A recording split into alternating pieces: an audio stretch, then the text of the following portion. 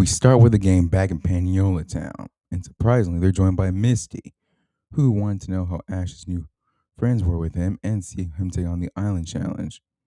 There was some teasing from Misty that annoyed Ash, but she was welcomed. Anyway, at the resident of the Pokemon Center, Kukui makes an announcement that he's heading out. So this surprises the others, and he apologizes. He wishes he could help Ash more, but has some stuff to do here in Akala. Kids are a little bummed out, but understanding and wish him well. Kukui thanks them, wishes Ash luck, and heads out. With him gone, the trio discusses where to next, when suddenly Kiawe appears carrying some big bags. He notices Ash with a new face, and Ash introduces him to Misty. The trio offers to help him. Kiawe thanks them, and they take the bags to Paniola Ranch, aka Kiawe's family farm. Once the gang arrives, Ash, Lily, and Misty marvel at the Pokemon in the area. And after admiring for a while, Kiawe brings him to his home and introduces him to his family. His mom Seema, his dad Rango, and his little sister Mimo. Both sides greet each other warmly, and the trio even gets some ice cream as thanks for helping Kiawe.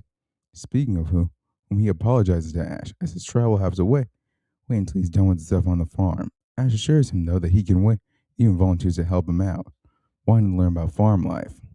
Kiawe and his family take Ash up on his offer, with Misty and Lily wanting to help as well. With that, Kiawe brings them to the field and barn and teaches them how to do the different tasks.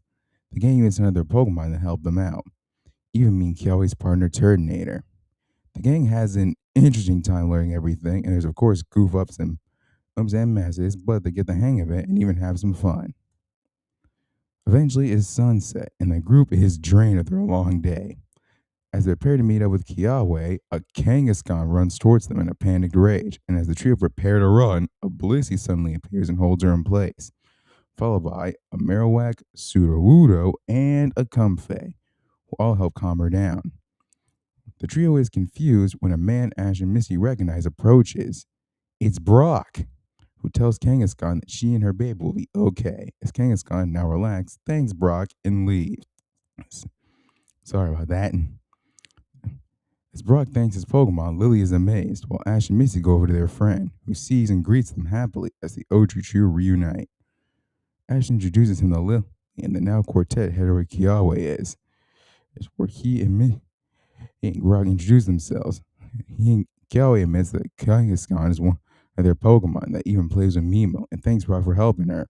Brock is happy to, and as the group sees the Pokemon off, Ash wonders if they're done. However, Kiawe informs the group that they must prepare the barns for the Pokemon, which includes making sure they have enough water and hay.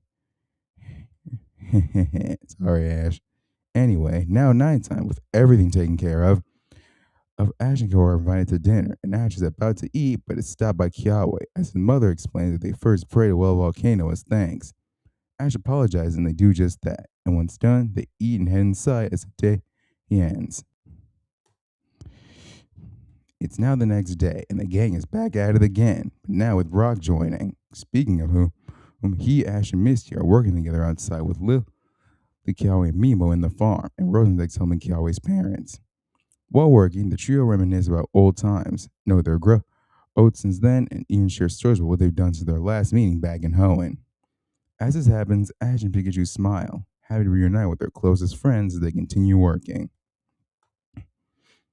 Later on, now at night, the gang are in their room with their Pokemon hanging out, with Ash, Misty, and Brock talking about their adventures with Lily, who's amazed. So Ash knows so many different people. But anyway, while the conversation continues, Ash has to head over some fresh air with Pikachu. So he does that while his friends continue to talk. Outside, Ash immediately sees Kiawe training with Turtonator alongside a Charizard and a different looking Marowak, which Ash believes to be his Alolan form. Kiawe notices Ash, who says he wanted some air, and asks Kiawe about his training. Kiawe says he does this all the time, helping the family during the day and his trials and training at night to reach his dream.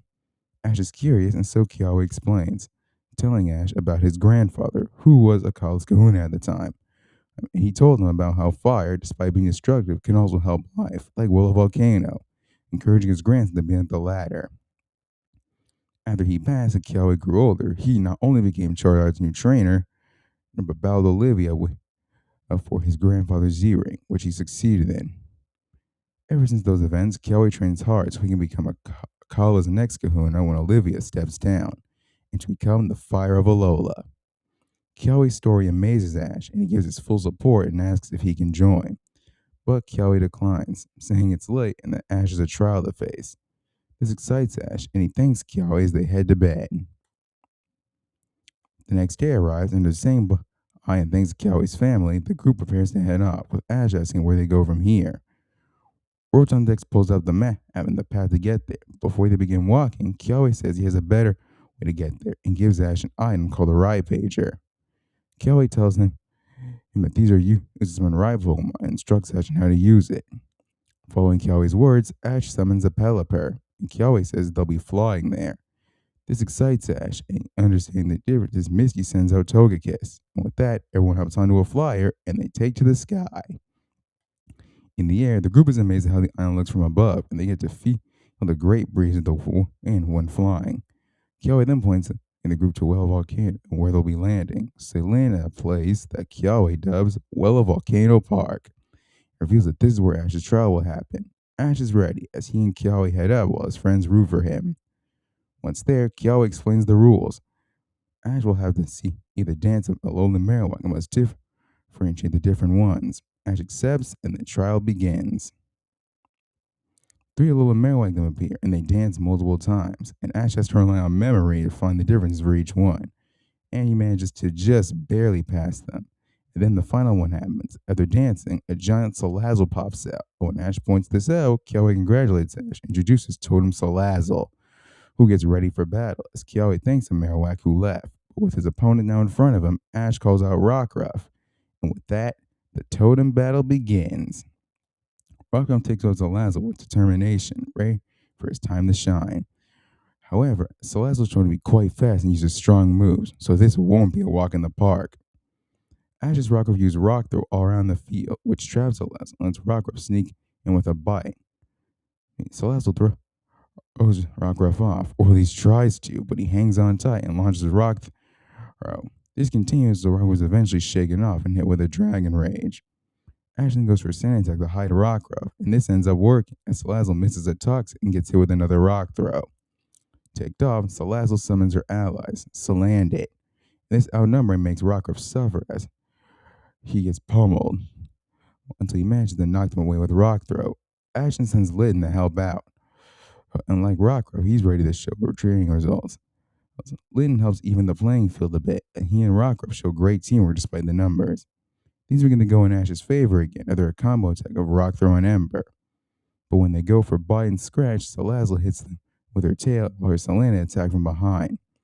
While pinned, Salazzle tries Toxic again, but Rockruff frees Apollo to use Sand Attack, throwing everyone off as he aims Litten.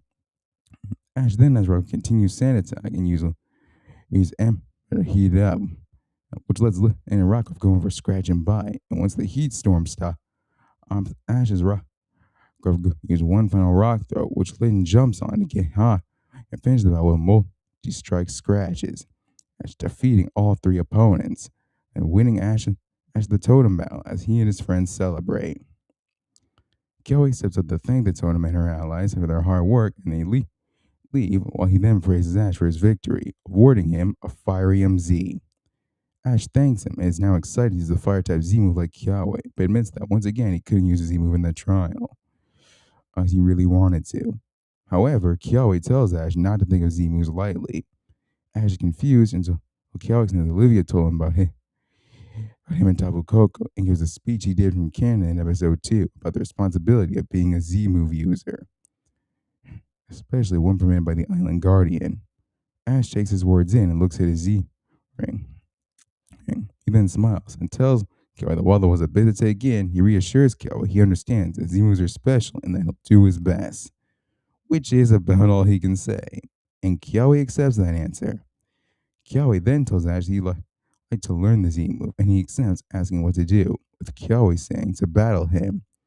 Ash is surprised, but Kiawe says that as the future kahuna of Akala, he wishes to see what Tapu Koko sees in Ash.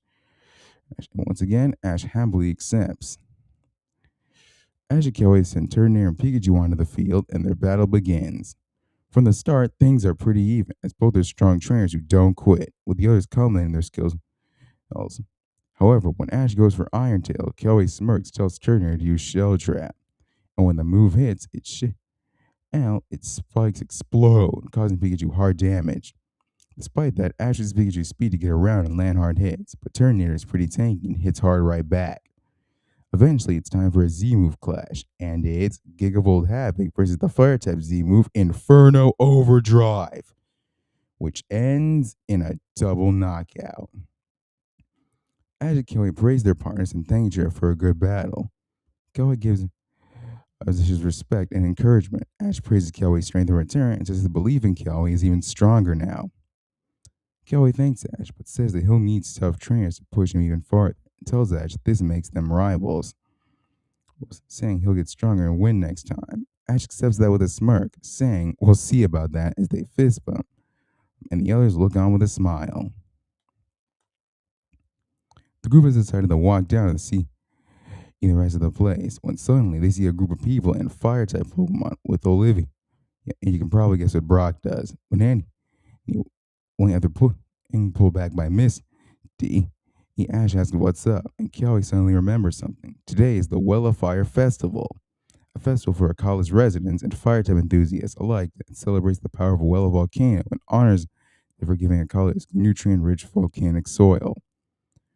So Ash and Brock went along with their team, respective fire types, and of course Kiawe does. As well, Lily, Misty, and Rotom decks all have to watch. The festival goes on, and the gang have a fun time with each other. And during this, Ash thinks about how great Alola is, and how he's excited to see more of it, and equally excited to continue the island challenge. And that's where we're going to end this part for now. So, what did you all think? How was Ash's Kiawe? Please tell me your thoughts in the comments, and I'll see you all in the next video. Later.